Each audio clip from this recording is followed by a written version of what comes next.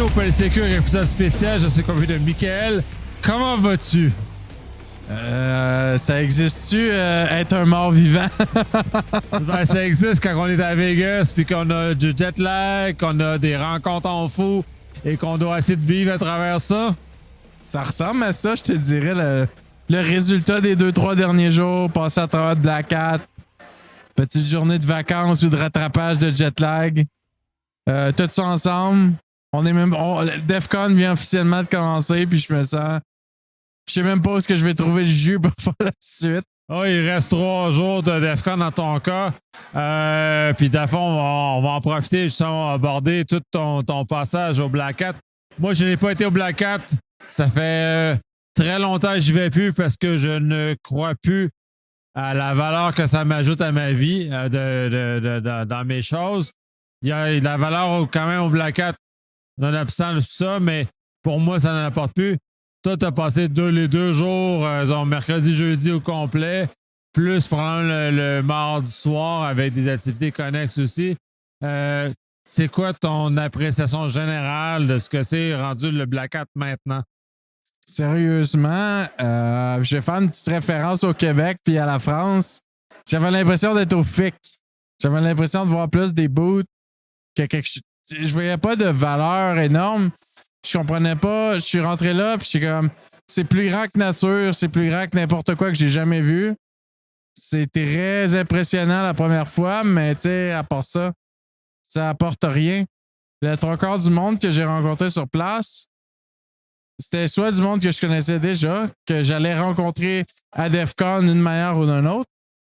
Puis le reste du monde que j'ai rencontré que je connaissais pas, j'ai été incroyablement, comment on dit ça, déçu.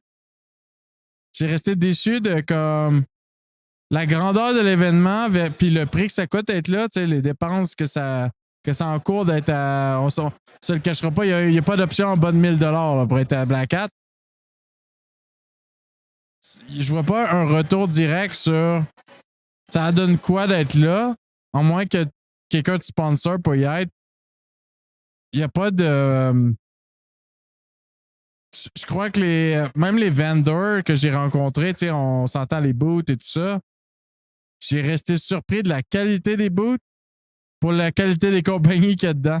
Tu sais, bien souvent, c'était plus flashy que ça apportait de la valeur.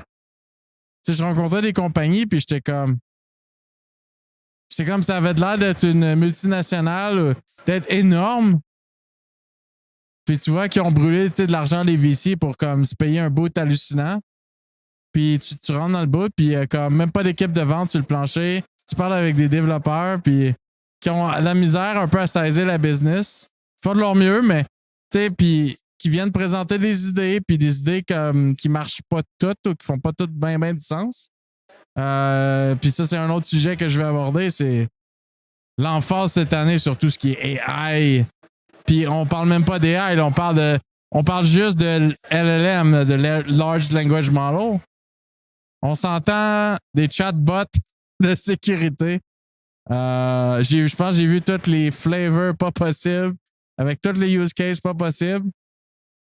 Tu sais, sur peut-être 10 compagnies, il y en avait peut-être une qui avait un use case intéressant de LLM. Fait que tu sais, c'était très... Mettons qu'avant de rentrer dans les LLM, parce que ça, c'est un sujet en soi. Ouais, exact. Juste pour le Black Hat, puis en même temps, ta référence, elle n'est pas fausse parce que on en parle moins au Black Hat, mais on en parle plus au RSA. Dans le fond, c'est une compétition entre les VC qui a le plus gros kiosque. C'est même pas la start-up qui compte parce que ça devient plus une compétition de VC qu'une compétition de start-up. Exact. C'est un peu triste parce que, dans le fond, on n'est pas là pour améliorer l'état de l'art. On est juste là pour montrer qu'on a plus d'argent que le voisin. Et dans un contexte de start-up, puis toi, tu dois le vivre au quotidien. C'est ça. Les entrées d'argent sont importantes et de brûler de l'argent dans un kiosque comme celle-là n'apporte pas de valeur en développement du produit. Puis ça doit créer une frustration quand même assez grande parce qu'on est quand même t'es pas dans le marché américain, fait que t'as pas cette folie-là. Non. Fait que tu dois... T'as un plus grand besoin de rentabilité rapidement. Exact. Donc, de voir cet argent-là brûler comme en fou pour des choses qui valent rien, ça doit être assez choquant, là. Effectivement. Puis ce qui est encore plus choquant, c'est de voir des startups, même canadiennes, tu sais, qui ont pas brûlé toutes leurs économies pour être là. Puis je me demande c'est quoi leur retour sur l'investissement. Parce que le monde que je voyais se promener, le monde qui se promenait, comme tu l'as dit, on dirait qu'il y a plus c'est plus une compétition de VC. Puis là, tu as des vrais startups qui arrivent là-dedans puis qui brûlent leur argent juste pour démontrer qu'est-ce qu'ils sont capables de faire. Puis comme ils sont opposés à du monde qui ont 100 fois plus de budget dans un sens qui fait aucun sens. C'est un peu décadent de voir la chose aller. Pour vrai, c'est comme... Vegas, c'est décadent en général. Là, je dirais à bien des égards. Puis ça échappe pas le côté très décadent. Puis ça fait un peu écho à ce que je me plaignais l'année passée quand j'avais enregistré un podcast avec Vincent sur le fait que... puis c'est une question d'âge, puis on en a reparlé un peu plus longuement là, en buvant de la bière tantôt. Mais ce qui fait que j'ai moins... Je me sens... L'année passée, quand je suis venu au DEFCON, je me sentais moins dans la gang ou moins dans le coup. Puis en même temps, ce qu'on en a parlé, c'est pas autant que je connais pas les gens parce qu'avant, j'étais un peu plus dans les parties privées, comme tu mentionnais. Là, j'ai moins le goût. Le confinement, en fait, que j'ai perdu beaucoup de contacts aussi, tout ça réuni, fait que l'année passée, je me suis retrouvé dans un contexte où tu vis l'événement pour ce qu'il est strictement et non pour tous les avantages. Et là, la valeur est beaucoup moindre. Puis dans un contexte, puis là, si on fait un parallèle avec la start-up, ben, l'absolu, c'est les contacts que tu vas tirer. Et les contacts que tu vas tirer, ça exige que tu prennes des soirées avec beaucoup d'alcool, que tu fasses des choses. Puis, moi, perso, j'ai plus l'énergie de faire ce genre de choses-là. Il y a 10 ans, je le faisais, là, mais maintenant, je suis plus là. Fait que le prix que ça coûte à ma santé pour obtenir ça est assez énorme. Puis moi, j'ai pas le besoin. Toi, t'es plus dans un contexte de start-up, fait que le besoin est plus grand. Fait que je trouve ça encore plus absurde. Ouais. Ce genre de cette obligation-là de faire le party pour arriver à potentiellement des contacts avec potentiellement la capacité d'aller plus loin. Effectivement. Puis dans bien des cas, malheureusement, on s'en est parlé tantôt, mais c'est comme ça amène pas souvent plus loin. C'est plus souvent des ouvertures de portes. Puis pour revenir au point de Black Hat, le gros avantage que je vois, c'est pas tant le floor, les briefings ou les trainings.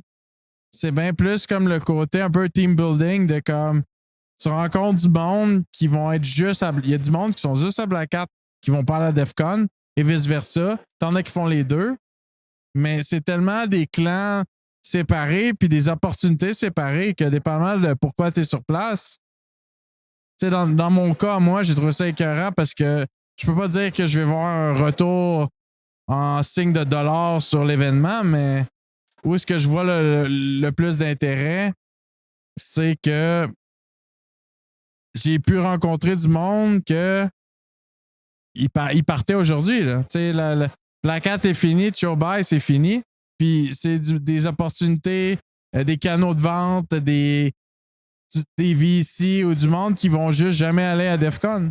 Fait que côté startup, c'est beaucoup plus intéressant. Quand on est du côté affaires, ça vaut beaucoup plus la peine de mettre les pieds à Black Hat. Peut-être pas pour l'événement, mais plus pour ce qui va se passer autour, des introductions ou le monde qu'on rencontre.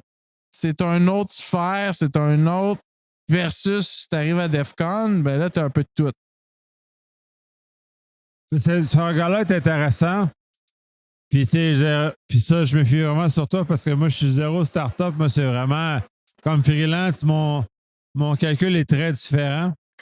Je viens au DEFCON Black Hat depuis 2007. Depuis DEFCON 14 que je traîne dans ces environnements-là. Et à DEFCON 14, c'était à l'époque, j'allais encore au Black Hat, ce que je ne fais plus maintenant. Fait que de ton expérience, je peux rien relater parce que je n'y vais plus.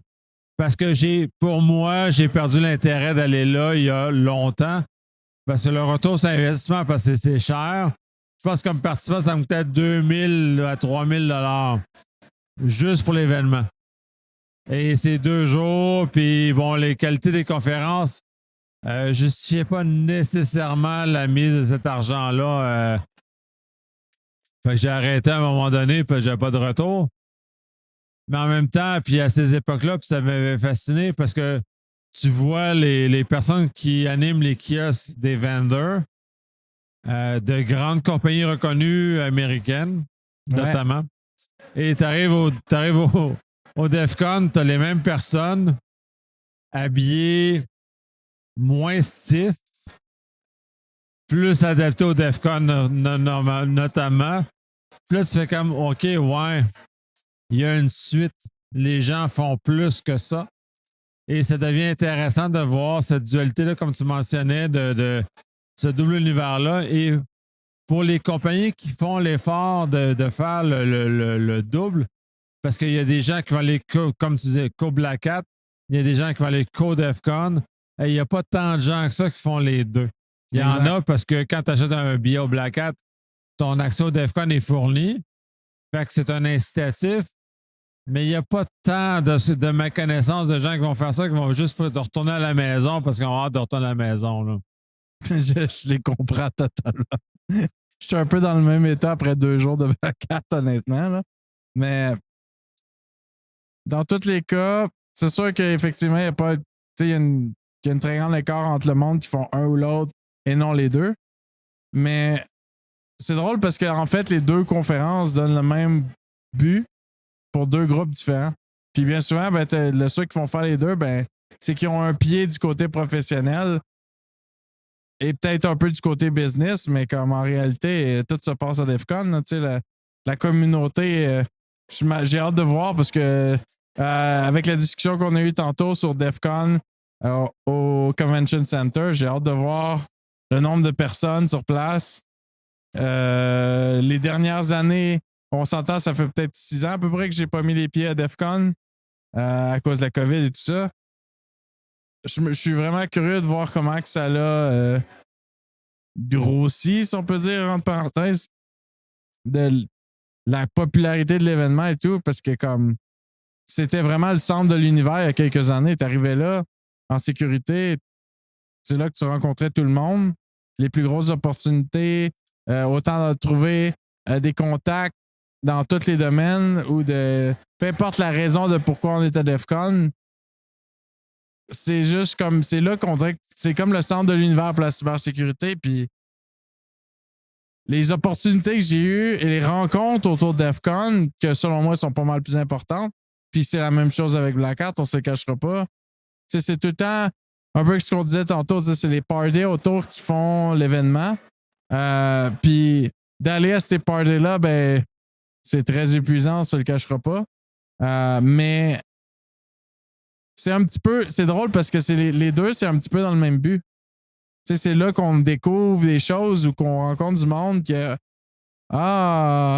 Être juste sur le plancher, c'est comme. Ça vient très vite monotone. Autant Black Hat que si t'as pas la bonne raison d'être là,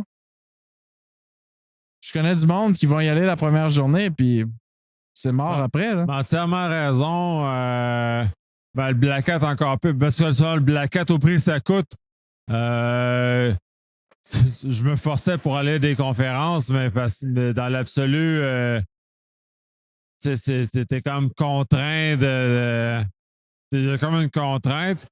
Puis ensuite, ce clivage-là qui est historique parce que au DEFCON, c'est plus les méchants hackers. Puis au Black Hat, étonnamment, parce que malgré le nom de Black Hat, c'est les gentils ciseaux qui sont là. Fait qu'il y a comme une opposition étrange qui ne devrait plus avoir lieu maintenant d'ailleurs. Non, exact. Qui n'a aucune raison d'exister comme ça existe. Puis d'ailleurs, à certains égards, tu vas avoir des conférenciers qui ont présenté aux 2. Fait qu'il n'y a pas d'avantage. En tout cas, bref, tout ça est globalement bizarre. Puis si on n'a pas accès à l'information utile, puis au Black Hat, c'est d'autant plus emmerdant. Si tu n'as pas accès à l'information utile, qui est hors conférence, ben c'est d'autant plus pénalisant. Au DEFCON, tu peux le vivre parce que le prix est beaucoup plus abordable. Puis de ne pas vivre toutes les parties. Mais je l'ai fait là, il y a des années, j'en ai participé à des parties privées. Mais j'ai plus l'énergie de faire ça. Je trouve que pour moi, personnellement, la barrière à l'entrée est tellement grande que ça me tente plus de faire ça. Puis de l'autre, puis on en avait parlé un peu quand on était en train de discuter dans le pré-show. Le confinement nous a fait perdre ces relations-là à certains égards. Puis, tu sais, la vie étant ce qu'elle est, les gens qui ont étudié ensemble, qui ont travaillé ensemble ou qui ont pris des brosses ensemble et qui ont établi des liens forts entre eux autres dans ces moments-là, ben, ont été capables de résister au confinement et de se retrouver après. Comme j'ai pas vraiment pris de brosse ou étudier ou travailler. Je sais pas, mais je t'imagine pas trop faire ça en ce moment. J'en ai fait. Mais bref. Puis les gens vont sûrement rire parce qu'il y en a une couple qui le savent.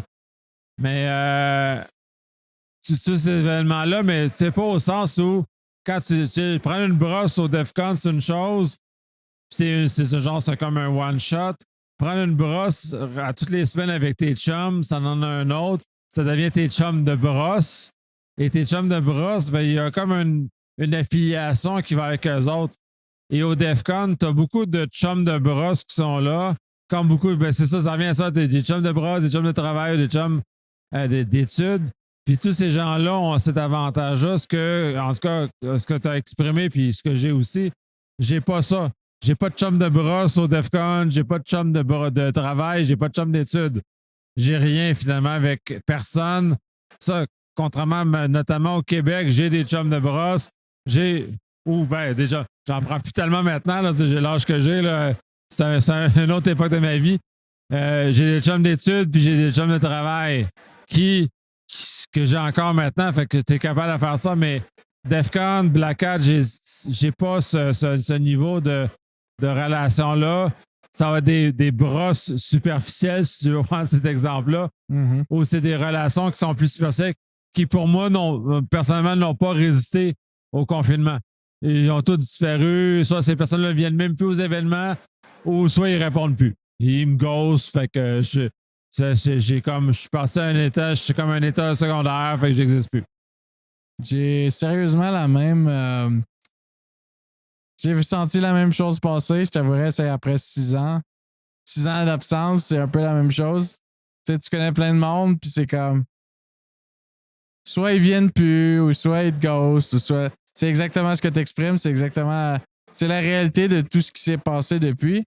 Mais moi, ce que je trouve le plus important, c'est que malgré tout ça, on finit tout le temps par rencontrer du nouveau monde. Party ou pas party, ou peu importe ce qu'on décide de faire, parce qu'il y a plusieurs. Tu sais, on se le cachera pas, il y a plusieurs façons de vivre DEFCON. T'as la façon heads-on, je m'en vais voir les conférences, je m'en vais voir les villages, puis oui, il y a du contenu pour plusieurs jours, puis tu peux passer ta journée à tourner en rond, mais quand tu commences à vraiment choisir ce que tu veux faire, puis vraiment focaliser l'énergie, c'est là que tu rencontres le monde le plus intéressant. Puis encore une fois, je le ramène un petit peu à mon concept que j'avais pour Black Hat. Je vois ça encore comme un team building. Si tu t'intéresses à quelque chose, ben, il va y avoir probablement un village ou un talk qui va parler de ça, que tu vas rencontrer du monde, que justement, c'est des maniaques de ça. Puis c'est comme inimaginable, des fois, les sujets qu'il peut y avoir sur la place. Puis, ou des villages, des trucs que t'es comme, mais quand est-ce que ça a viré mainstream, là, tu sais? Oui, puis ça fait écho à ce que j'avais mentionné l'année passée où j'étais un peu frustré du fait que, j'étais plus dans la gang parce que justement, puis un peu, l'année passée, j'avais pas cette profondeur-là de compréhension pourquoi j'étais plus dedans, là, mettant le recul que j'ai, je comprends maintenant pourquoi les choses sont passées comme ça, puis somme toute, moins frustré. Mais en même temps, c'est de comment reconstruire. Puis c'est un peu ça l'objectif. Puis c'est un peu ça que vous avez fait aussi au Black Hat. L'objectif, vous étiez là, c'est de construire des choses comme ça qui étaient inexistantes. Fait que c'est quand même un effort assez grand et assez important. Puis ça, je vous lève mon chapeau parce que je suis plus un espace dans ma vie où ce genre de choses-là m'interpelle. Mais de ce genre de choses-là et de reconstruire. Puis c'est de cette année, puis justement, faire écho, puis me répéter. Cette année, j'ai l'intention d'aller dans les villages au lieu d'être juste dans les conférences parce que je suis probablement rendu au stade, puis j'ai pas voulu me l'avouer l'année passée, mais je suis à un stade où ce qui est présenté en conférence n'est plus tant pertinent pour moi. Et la pertinence, c'est d'aller dans les villages, qui est une façon de reconstruire les relations, d'intervenir avec des gens, de discuter, de rétablir de nouveaux contacts et de reconstruire ce qui a été perdu dans le confinement. Fait que les villages, en l'occurrence, vont être un tremplin qui est moins exigeant que d'aller dans les parties, là, cela étant dit. Fait que je peux juste genre faire du 9 à 5 puis je vais être correct de faire mon réseautage au lieu de genre 9 à minuit, là, qui est un peu, ou du 9 à 5 mais de 9 h le soir à 5 h le matin, là, qui est un peu plus tough à faire, en tout cas, du moins rendu à mon âge. Là, fait que je dispose plus de cette énergie-là. Mais de pouvoir commencer à construire un certain nombre de relations de cette façon-là. Fait que je vais essayer. Là, on enregistre la veille du début officiel du DEF CON. Fait qu'on va voir, je vais pouvoir en parler plus à la fin. Puis ça, j'ai des choses comme ça. L'autre point que tu as abordé aussi sur la quantité de monde puis toutes ces affaires-là, parce que tu as quand même abordé beaucoup de choses, parce que moi, j'ai cherché mon badge aujourd'hui. Et au Convention Center, bon, je trouve l'endroit moins intéressant que le forum qu'on avait l'année passée parce qu'on est dans un endroit beaucoup plus isolé. Et au point plus isolé, moi, je vais là en monorail. Et du quai du monorail à là, le West Hall, c'est 10 minutes de marche à une vitesse qui est quand même assez rapide. Fait que c'est loin, c'est fucking loin. Déjà en partant, et quand je cherchais mon badge, le jeudi, c'est depuis beaucoup d'années, c'est l'année des débutants, des gens qui veulent commencer. Fait que c'est toutes des conférences qui sont adaptées pour les gens qui veulent commencer dans le milieu. Correct, j'adore, il faut. Puis je trouve ça bien que le DEF CON consacre une journée expressément à ça. La chose que j'ai constatée, puis j'ai cherché ma badge, ça a été super rapide, mais le Convention Center était plein. Mais plein. Ça me fait peur, honnêtement, parce qu'il est énorme, me semble, le Convention Center. Il est énorme et c'était plein. Il y avait du monde partout. Fait que moi aussi, je suis un peu préoccupé demain de la capacité d'aller dans les salles de conférence parce que l'an dernier, malgré que c'était relativement plein, l'accès aux salles de conférence était super rapide. L'accès au village était moins fluide, mais au moins aux salles de conférence, c'était fluide. Cette année, là, je me sens retourner à l'époque où c'était au Caesars et tu ratais essentiellement une conférence parce que tu te mettais en file, puis genre, il rentrait le monde, il y avait une conférence et tu rentrais après. Fait qu'essentiellement, tu voyais une conférence sur deux parce que le débit ne permettait pas ça. Ça me préoccupe de voir ça cette année. Puis ça va vraiment un turn-off majeur parce que, tu sais, là, si je suis pas capable d'accéder aux conférences, puis les villages sont overload, là, la plus-value pour moi du DEF CON vient de réduire parce que je peux pas parler à des gens, je peux pas établir des contacts, je peux pas aller dans les villages, ou je peux pas aller voir du contenu dans les conférences. Là, maintenant, ça, mais là, on parle avant, là, ça me préoccupe. On en parlera après. Mais ça me rappelle un peu le Caesars. J'ai l'impression qu'on s'en va vers là, effectivement. Parce que le Caesars, c'était un gros bottleneck incroyable. Mais moi, ce que je trouve le plus ironique, c'est que si tout ça arrive pas vrai, qu'il y a autant de bottlenecks où c'est impossible de voir les conférences, c'est dur d'accéder au village. Ça va juste repousser encore plus de monde à aller au party. Parce que c'est ce qui va rester, tu sais. Fait que c'est là que ça va être un peu comme on dit, un deciding factor de dire est-ce que j'ai le goût d'être là ou j'ai pas le goût d'être là? Parce que comme je me rappelle de tellement d'années que je suis allé à DEFCON, puis finalement, je pétais les pieds là une fois pour voir peut-être une conférence, puis peut-être faire un tour des villages, puis c'était tout. Parce que c'est tellement d'énergie juste, comme tu le disais, d'essayer d'accéder à la conférence. Les bouchons de humains, tu sais, quand on parle de bouchons dans le trafic à Montréal, mais là, c'est des bouchons humains avec des milliers de personnes qui sont comme même pas capables de sortir d'une pièce parce qu'il y en a juste trop. Tu sais, comme tu disais, le débit et tout ça. Il y a quasiment une garantie que ça va ça va avoir un effet néfaste parce qu'on va être comme quasiment porté à vouloir être en dehors. Puis après ça, ça revient au point de ce que tu disais tantôt sur le Black Hat. Tu sais, où la valeur d'aller à l'événement? Tu sais, quand tu payes pour, mais tu peux rien faire. Ben, c'est ça. Puis, pour moi, dans l'absolu, le DEFCON est quand même un événement de contenu plus que de contact, même s'il y en a quand même, puis c'est intéressant et pertinent. Puis j'en ai, tu sais, même à ce stade-ci, avant même que la conférence commence, j'en ai fait des contacts. Donc, il y a quand même des avantages très intéressants associés à ça. Mais est-ce que ça vaut le... On parlait de voyage avion tantôt. Est-ce que ça vaut le 5 heures d'avion dans une boîte de conserve qui vole à 100, à 1000 pieds dans les airs, dans laquelle n'est pas confortable, avec du monde qui savent clairement plus vivre non plus, parce qu'en avion, les gens ont perdu le savoir-être en avion n'est plus ce que c'était. Là. Fait Je crois que ça vaut un podcast, ça tout seul. Probablement, là, parce que. Des histoires d'horreur dans l'avion en route pour DEFCON en revenant. Non, c'est juste terrible. C'est.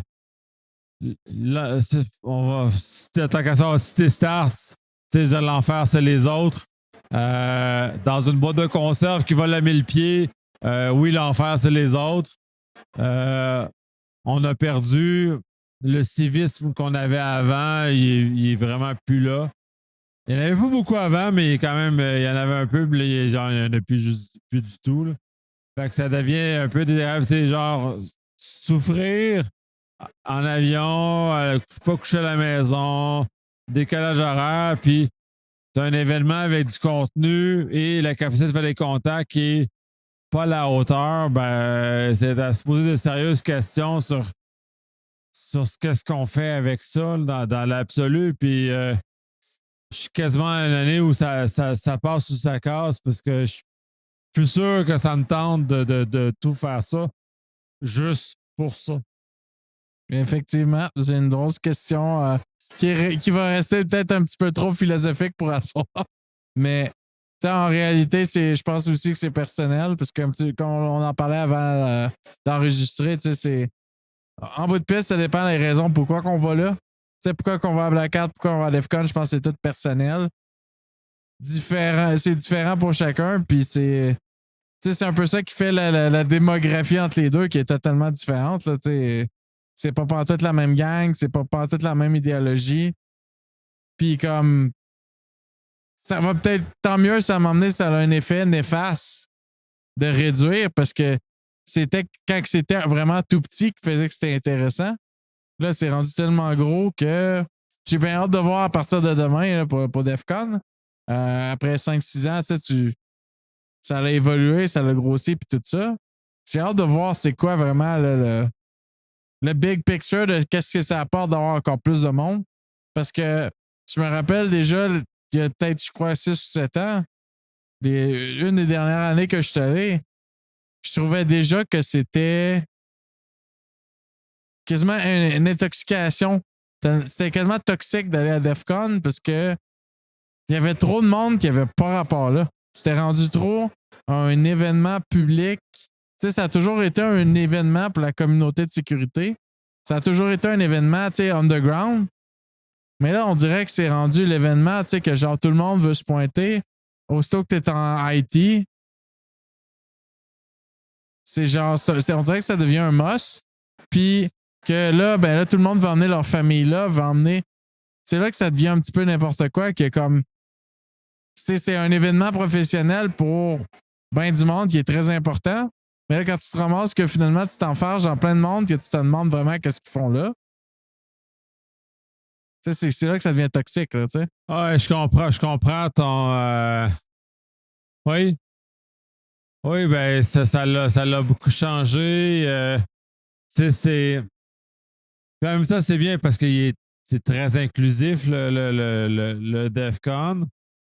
Mais puis la question de mon point de vue, est-ce que la croissance infinie est une bonne chose dans le contexte où on devrait peut-être contraindre l'événement à un nombre limité? Est-ce qu'on devrait. Tu sais, je sais pas parce que c'est trop. Fait que, je pense que tout le monde perd au change dans le contexte. Hein. C'est autant ceux qui veulent débuter, qui aimeraient apprendre, autant les gens qui veulent juste parfaire leur connaissance ou aller dans des zones qu'ils connaissent moins. Tout le monde est perdant dans ces décisions-là. Là. Effectivement. J'amènerais peut-être un point, peut-être par rapport, mais je vais prendre un petit peu comme le Recon à Montréal. Tu sais, qui est super spécialisé dans une track reverse engineering, quasiment only. Ben, je me dis, comment tu fais pour segmenter ça? Comment tu fais pour segmenter de quoi qui est rendu trop gros, trop de monde? Puis effectivement, je pense pas qu'il y ait une méthode magique pour régler le problème. Mais Ben, le cas de Recon, à mes yeux, est un peu plus facile parce que c'est un événement spécialisé. Qu'on le veuille ou on le veuille pas. Le Recon, c'est du reverse engineering. Ce n'est que ça. Tu n'as pas de talk en dehors de ça. Et si tu n'as pas de compréhension moi de ça, tu es juste perdu.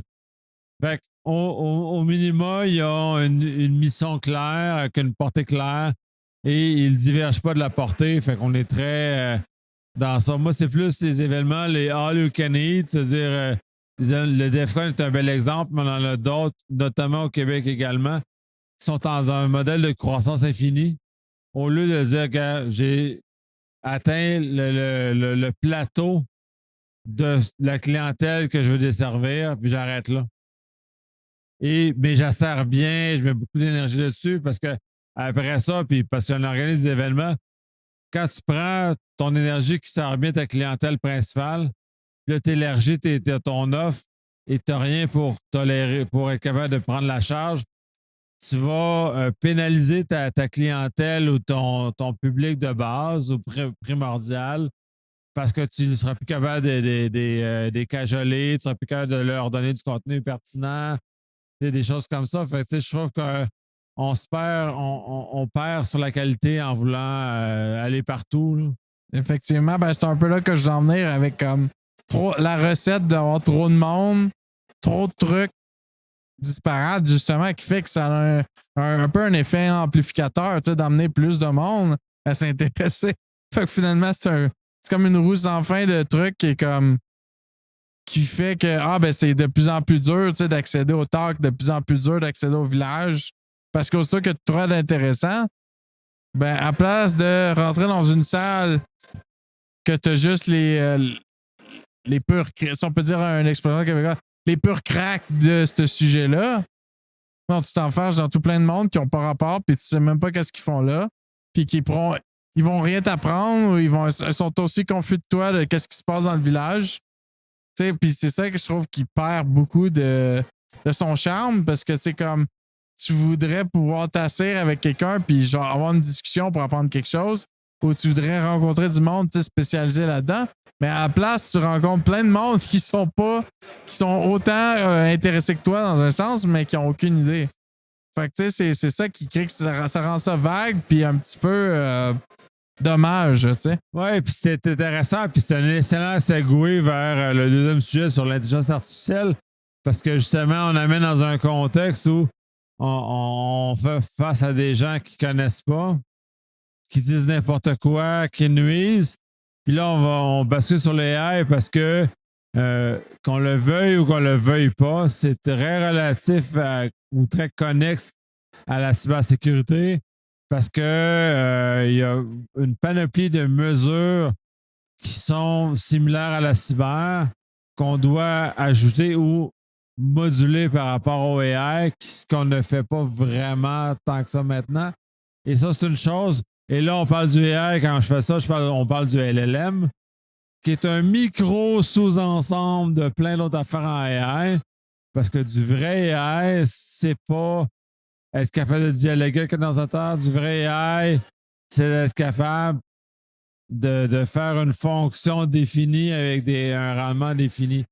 L'exemple que j'ai, c'est chez un client, il y a un système qui a brisé, il y a du AI qui a été mis en place et en moins de temps que les analystes ont pu le faire, on a eu un rapport d'incident de cette AI-là et qui a permis de prendre des décisions éclairées. Quand l'équipe d'analystes, elle, était rendue même pas la moitié du travail quand le AI a pondu son document. Donc, oui, il y a un avantage. Oui, il faut le voir comment, mais c'est un peu. Ça demeure plus compliqué que ça aussi, là. Effectivement. Puis c'est aussi un gros. Je te dirais que c'est un des gros trucs que j'ai trouvé désagréable cette année par rapport au Black Hat. C'est que, tu sais, autant que c'est l'année pour les cellulaires de comme. Ils appellent ça le era de l'intelligence. Là. Que c'est comme on se soucie plus de comme qu'est-ce que l'AI peut faire que la performance d'un hardware pour faire exécuter une tâche, on peut Ou dire. l'utilité réelle d'utiliser AI, ça, on en parlait parce que dans mon entourage, j'ai une personne qui a une compagnie qui est spécialisée là-dedans, et dans l'ensemble de ce qu'elle elle fait comme offre de service, le AI en fait partie parce que c'est le cœur même de la business qu'il a. Mais cependant, il utilise des modèles mathématiques qui sont plus performants que du AI pour arriver à la meilleure réponse. En plus performant en termes, il prend moins de temps pour répondre, pour avoir la réponse et la réponse est généralement de meilleure qualité que du AI. Donc, on est dans un contexte où on essaie de faire fitter un carré dans un rond tout le temps avec du AI en pensant que le AI va répondre à tout quand dans les faits, ce n'est qu'un fragment de l'histoire. On n'est pas capable de faire ça. Puis tu me disais, c'est juste du LLM. C'est pas du vrai AI au sens plus large que ça. Là. Non, exact. Puis ça a donné place à des affaires assez cocasses. Le nombre de compagnies que j'ai rencontrées au Black Hat qui étaient là juste pour démontrer leur capacité AI. Puis là, tu leur demandes qu'est-ce qu'ils font avec du AI. Ils trouvent un chatbot pour faire des tâches que c'est comme, bon, ben, je vais écrire en texte ce que je veux faire. Que dans bien des cas, si tu connais un minimum de ce que tu veux faire, c'est pas plus long d'aller cliquer puis d'aller le mettre, d'aller dans un menu, rajouter, exemple, une règle puis d'ajuster qu'est-ce qu'on veut faire. C'est autant rapide que de l'écrire dans un texte. Là. Fait que c'est quoi? Tu sais, puis je généralise beaucoup par rapport à ça. Tu sais, le 3/4 des solutions que j'ai vues, peut-être 1/10, étaient pertinentes, avaient une twist intéressante sur quelque chose que c'est comme ah bon, vous avez pensé à ça. Mais tu sais, encore une fois, tu sais, ça automatise quoi? Ça rend quoi de mieux? C'est quoi l'ajout que ça fait à part pas grand-chose? C'est ça le vrai sujet, là, tu sais. Puis en ça, je te rejoins parce que puis là, j'ai pas vu ce qui s'est passé au Black Hat, là. Puis je sais, dans le fond, je connais pas où sont rendues les avancées, mais les dernières choses que j'ai vues, et de grandes compagnies d'ailleurs, le AI, somme toute, ne faisait que résumer la documentation. Fait que si tu étais capable de lire la documentation, tu n'avais pas d'avantage réel au AI en question. Si tu faisais juste poser une question au AI, il te répondait sur la base de la documentation relative au produit en question. Fait que dès là, il n'y a pas un avantage significatif au-delà du fait que si tu n'as pas lu le manuel, ben là, tu poses la question au AI qui va te répondre. Fait que, c'est un peu mauvais. Puis même à certains égards, puis là, je vais mettre quand même une opinion un peu plus éditoriale. Si tu n'es pas capable de lire la documentation, n'es pas de chercher dans la documentation, puis tu as besoin du LLM pour de faire la requête dessus, de savoir comment fonctionne ton produit, on a des problèmes très importants dans l'opération de nos centres de sécurité, que ce soit un SOC ou peu importe comment on va le nommer. Parce que si tes opérateurs ne connaissent pas et n'ont pas le réflexe, on est vraiment au niveau réflexe, ils n'ont pas comment d'avoir l'intuition d'arriver à quelque chose, puis ils doivent absolument demander au LLM, on rajoute une latence de plusieurs minutes à l'intervention. Donc, quand on a un incident, ça peut avoir un impact très important de ce délai-là supplémentaire parce qu'on n'est pas capable. Mais on fait juste remplacer la lecture. À l'heure actuelle, on fait juste remplacer la lecture du manuel par du LLM. Puis même en plus pire que ça, c'est du RAG. Fait que c'est un sous-ensemble encore plus petit du LLM qui est utilisé que sur des bases de données de la documentation des produits. C'est n'importe quoi à mes yeux, là. Je vais aller plus loin que n'importe quoi. Mon point, c'est que avant même, on va dire, l'invention du LLM ou la mise en marché, si on peut dire, là, merci à ChatGPT, ben, la réalité, c'est que ça existait déjà. Tu sais, il y a du monde qui a réussi à le faire en programmation sans à se rendre à un niveau de complexité, tu sais, qu'on peut dire qu'on a besoin de parler d'un LLM, là. Tu sais, ça existe depuis longtemps, des chatbots que tu peux leur parler avec soit des choix de réponse ou des choix, tu sais, préqualifiés ou qui ont un minimum de compréhension de ce qu'on veut chercher. Dans tous les cas, tu sais, ça revient du search engine, comme on pourrait dire. Est-ce qu'il y a vraiment besoin... Tu sais, encore une fois, ça revient à mon point de tantôt, tu sais, c'est beau de parler de LLM ou d'implémentation de chat, mais comme il y a beaucoup d'implémentations dans bien des cas que je me demande tout le temps, mais pourquoi? C'est pourquoi on fait ça, puis pourquoi il y a autant d'argent qui est mis là-dedans, parce que ça fait rien de plus, ça. Ouais, c'est un peu comme le rêve qu'on a d'avoir une machine à laquelle on est capable de dialoguer avec, là. Ce qui est un peu fou parce que c'est ultra non performant, ce genre de méthode-là, parce que moi, vraiment, quand tu as appris à programmer, tu constates que le délai de discussion avec le AI, qu'on le fasse par écrit ou verbal, est énorme par rapport à genre, prends le clavier puis écris-le ta ligne de commande, puis tu vas voir, ça va aller beaucoup plus vite. Ben, c'est drôle, tu me fais rappeler quelque chose. Ça fait longtemps parce que ça remonte à mes années de cégep. J'avais eu une discussion avec un prof qui était comme, je vous mets tout au défi. J'utilise mon command line, prenez votre desktop Windows. On va faire les mêmes choses. On va voir qui gagne. Mais ça ne paraît pas, mais cliquer, attendre que ça rouvre, faire des transitions, peu importe ce qu'on fait sur notre desktop. C'est foutrement long versus une ligne de commande ou une ligne de code qui le fait pratiquement instantanément dans un sens. Ça.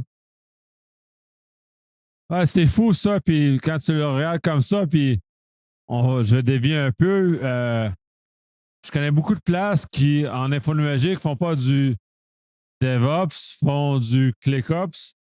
Fait que fait que mon intervention, ma remarque a eu son effet parce que c'est parti à rire. Mais ça demeure ça, puis on est dans une absence de maturité, puis on revient toujours. Les gens ne comprennent pas ce qu'ils font. Donc, incidemment, ils vont préférer cliquer sur des choses que de rentrer des lignes de code parce qu'ils ne maîtrisent pas. Et on ne les met pas dans une position de maîtriser. Il y a des organisateurs qui ne forment pas leurs employés, ce qui est malheureux. Mais à certains égards, ces employés ne veulent pas non plus se former, donc ils restent dans un état qui attendent puis qui se passe. Fait que tout le monde est perdant parce que désolé, mais le ClickUp, on est vraiment sur la fin. Là. Windows, ce que Windows NT4 nous a permis il y a quand même 20 ans, n'existe plus là, de pouvoir réussir à mettre dans les mains de personnes qui ont une connaissance modérée à faible du fonctionnement de serveurs, du fonctionnement de réseau, du fonctionnement de sécurité, d'être capable de monter des parcs complets. Ben, on est rendu à la fin, que là, on est rendu au stade où on va basculer, les interfaces vont disparaître. Windows devrait faire disparaître tranquillement ces interfaces. Favorise énormément plus, dans leur cas, c'est le PowerShell et le Graph API, ce qui est normal.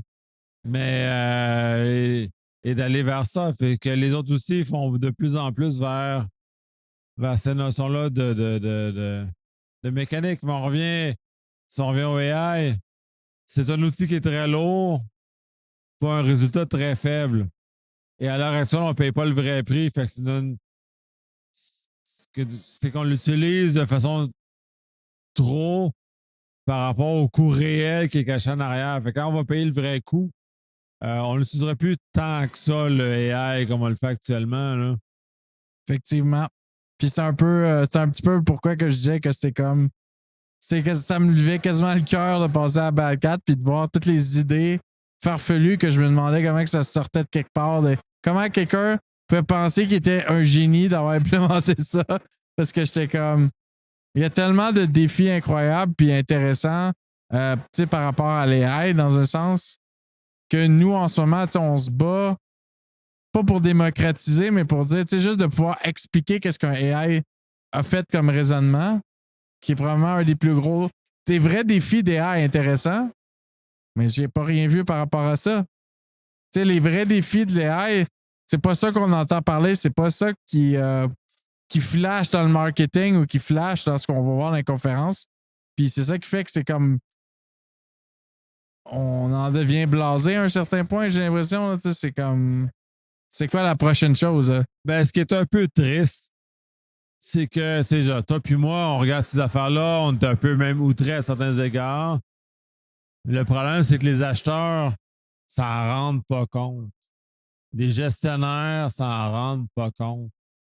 Et ils achètent ces idées-là. Puis là, moi, c'est là où je comprends plus. C'est que pourtant, oui, parce que ces personnes-là sont supposées être des gens brillants, qui ont eu beaucoup d'expérience, puis qui vont être capables de guider un fournisseur qui va faire des conneries ou peu importe, les amener ailleurs. Puis alors ça, on n'a rien de ça qui est en marche. Puis ils se font bourrer par des fournisseurs. On a eu des cas dans la dernière année où il y a eu du code malicieux volontairement inséré, il y a eu des virus, il y a eu à peu près tout et n'importe quoi. Je ne veux pas blâmer un pays ou quelque chose parce que tous les pays sont tous les pays riches sont responsables. Fait que autant Russie, Chine, Iran, ben on va dire États-Unis, Canada, France sont aussi coupables de développer des logiciels de cette nature-là. Donc, on est comme dans un dead end, puis c'est de comment on va définir, en tout cas à mes yeux, le privacy, protection de la vie privée, tout ça, parce que j'avais lancé en bouteille, je disais qu'à ça, on va faire une fenêtre de transparent dans la vie de la douche. Et l'arrêté, c'est que tu ne peux pas faire ça. Parce qu'il y a peut-être une madame tout nue dans la dite douche. Et la madame tout nue, elle va être outrée s'il fallait qu'on puisse voir dans ça. Là. Ben écoute, tu m'enlèves les mots de la bouche. Là, je suis complètement déconcentré. Tu me bouches bée, là. Là, je suis complètement déconcentré. On va terminer là. On a quand même abordé autant le sujet du Black Hat, puis de revenir un peu sur ce que c'est. On va reparler du DEF CON parce que c'est demain que ça commence officiellement. Aujourd'hui, c'est juste la journée des débutants. Fait que il n'y avait rien de pertinent autre que c'était plein. Et on a fait un petit crush sur les AI parce que on a quelques croûtes à manger encore avec les AI pour avoir quelque chose de pertinent. Effectivement. Merci énormément. C'était un plaisir d'avoir enregistré à Las Vegas. C'est très drôle d'ailleurs de profiter de ce moment-là pour faire ce genre de choses-là. On est au Link, une place que tu as choisie, qui est franchement très chouette pour faire ce genre de choses-là, parce qu'on s'est fait littéralement jeter dehors du restaurant dans lequel on était. Là. Clairement, genre 1h du matin à Las Vegas, c'est trop tard. Bye tout le monde, ciao. Fait que c'est très drôle. Merci. Ça fait plaisir. À bientôt.